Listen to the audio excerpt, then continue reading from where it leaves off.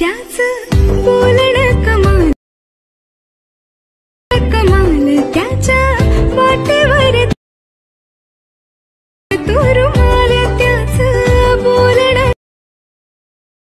सण कमाल त्याच्या वाटे पडत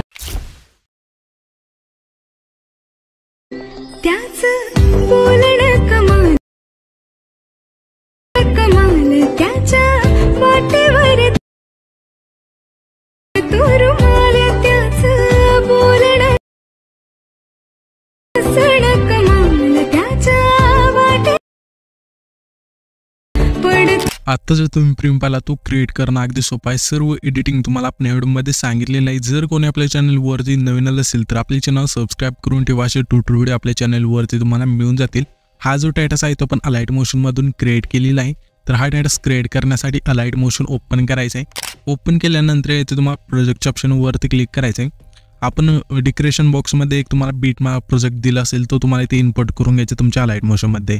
जर तुम्हाला माहीत नसेल की हा जो प्रोजेक्ट काय आहे तुमच्या अलाइट मोशनमध्ये कशाप्रकारे इम्पोर्ट करतात ते तुम्हाला माहीत नसेल तर सिम्पली त्याच लिंकच्या खाली आपण एका व्हिडिओची लिंक देईल। ते व्हिडिओ पाहून तुम्ही जी बीटमॅप सेट आहे ती तुमच्या अलाइट मोशनमध्ये इम्पोर्ट करून घ्यायची। आता सिम्पली हा प्रोजेक्ट आहे तो इम्पोर्ट करून घेतल्यानंतर लगेच ओपन नाही करायचा।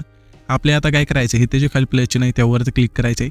4.5चा इथे रेसिव सिलेक्ट करायचा आहे। क्रिएट प्रोजेक्टवरती क्लिक करून द्यायचं आहे।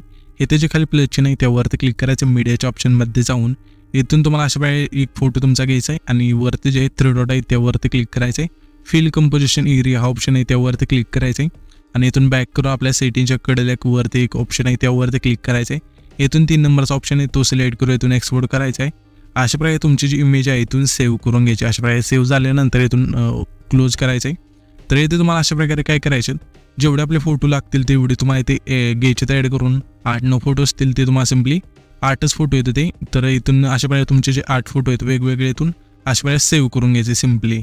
तर इथून सेव्ह करून घेतल्यानंतर इथून बॅक करायचे। हे जे फोटो आहेत अशा प्रकारे सेव्ह पण करून गरजेचं आहे सांगतो तुम्हाला एकदा। तर हे जे प्रोजेक्ट आहे त्यामध्ये आपण परफेक्ट म्हणजे जर तुम्ही डायरेक्ट तुमचे फोटो आहेत इथे ॲड केल्यानंतर ते परफेक्ट बसणार नाही। त्यासाठी अशा प्रकारे प्रोसेस करून तुमचे जे फोटो आहेत इथून सेव्ह करून घ्यायचे पहिले अनजूट। तर इथून फोटो सेव्ह करून घेतल्यानंतर अशा प्रकारे तो जो प्रोजेक्ट आहे इथे ओपन करायचा आहे। इथे तुम्ही बघू शकाल की पहिले जे आपले 4 ग्रुप आहेत त्यांना आपल्या फोटो पहिले ॲड करून घ्यायचे। तर आता तुम्हाला काय करायचं आहे पहिला जो हा ग्रुप आहे त्यावरती क्लिक करायचं। क्लिक केल्यानंतर तुम्हाला ते एडिट ग्रुपचं ऑप्शन मिळून जाईल त्यावरती क्लिक करायचं आहे। इथे तुम्हाला पहिलं आहे ते लिरिक्सचं जे टेक्स्ट आहे ते तुम्हाला इथे मिळून जाईल अशा प्रकारे। त्यावरती क्लिक करायचं ही जी लिरिक्सची पहिली लेयर आहे त्यावरती तुम्हाला इथे एडिट टेक्स्टवरती क्लिक करून इथून तुम्हाला एक फोंट दिला आहे मी मटेरियलमध्ये तो इथे सिलेक्ट करून घ्यायचा आहे। कशा प्रकारे सिलेक्ट करायचं आहे हे जे ऑप्शन आहे वरती इथे तुम्ही बघू शकाल की त्या ऑप्शनवरती क्लिक करायचं आहे। इथून तुम्हाला वी ऑल फोंटचा जो ऑप्शन आहे त्यावरती क्लिक करायचं आहे। आता हे जे 3 डॉट आहे त्यावरती क्लिक करायचं आहे आणि इथून तुमचा जो फोंट आहे इथून इनपुट फोंट इथे बघू शकाल की इनपुट फोंटचा ऑप्शन आहे त्यावरती क्लिक करून इथून जो मी फोंट दिला आहे तो तुम्हाला इथून ॲड करायचा आहे। त्याच्यानंतर इथून तुम्हाला आहे ना इनपुटचं ऑप्शन आहे त्यावरती एकदा टिक करायचं जसं इथे आपण केलं तशा प्रकारे। त्याच्यानंतर जे पण तुम्ही इनपुट करून फोंट घेतलेला असेल तिथून तुम्ही ॲड करू शकता। अशा प्रकारे इनपुट केलेले फोंट तुमचे दिसून जातील। तर इथे आपला जो हा फोंट आहे म्हणजे दुसरा आहे पण अशा प्रकारे दिसून जातील। तर ठीक आहे अशा प्रकारे तुम्ही जो हा फोंट आहे तो ॲड करून घ्यायचा आहे। त्याच्यानंतर हे जे लिरिक्स आहे ते तुमच्या अशा नाव दिसून जातील जे आपले सॉन्गचं आहेत ते। तर हे तुम्हाला समजलं असेल आता जी पहिलं आपलं लिरिक्स आहे त्याला फोंट कसा ॲड करायचा। आणि इथून तुम्ही थोडं पुढं आल्यानंतर इथून इमोजी एक आपण PNG ॲड केलं आहे। इथे तुम्ही बघू शकाल की सेम प्रोसेस आहे त्याला पण आपला इमोजी तुम्हाला मी फोंट दिल तर तुम्हाला इथे ॲड करायचा आहे।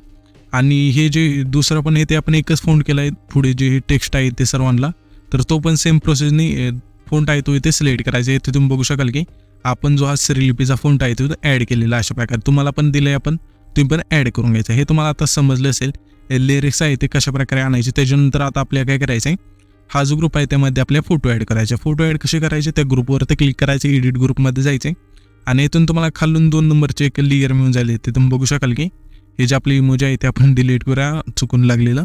तर शेवटला जी ही म्हणजे फोटोची लेयर आहे ते तुम्हाला अशा वेळेला मिळून जाईल। त्यावरती क्लिक करायचे इथे तुम्हाला कलर्स ऑप्शन त्यावरती क्लिक करू हा जो ऑप्शन आहे त्यावरती क्लिक करून जो पण तुमचा इथे फोटो सेल सिलेक्ट करायचा अशा प्रकारे। आणि जर तुमचा फोटो अशा वेळेला जर येतो बघू शकाल की आपली जी बाजू फोटोची नीट बसली नाही ती सेट करण्यासाठी इथून बॅक करायचे आणि त्याच फोटोवरती क्लिक करायचे मूव अँड ट्रान्सफॉर्म ऑप्शन येते त्यावरती क्लिक करून इथून तुमचा जो फोटो अशा वेळेला सेट करू शकता। तर अशा वेळेस तुम्हाला काय करायचं आहे, फोटो इथून ॲड करायचा आहे. तर मी इथून हा जो फोटो आहे पण ॲड केला तो एकदा बॅक करूया आणि दुसऱ्या ग्रुपला पण सेम प्रोसेस तिथं फोटो आहे तो ॲड करायचा आहे. आणि इथून तुम्ही फोटो ॲड करताना जे आपण अलाइट मोशनमधून सेव्ह केलेले फोटो आहेत तेच ॲड करा.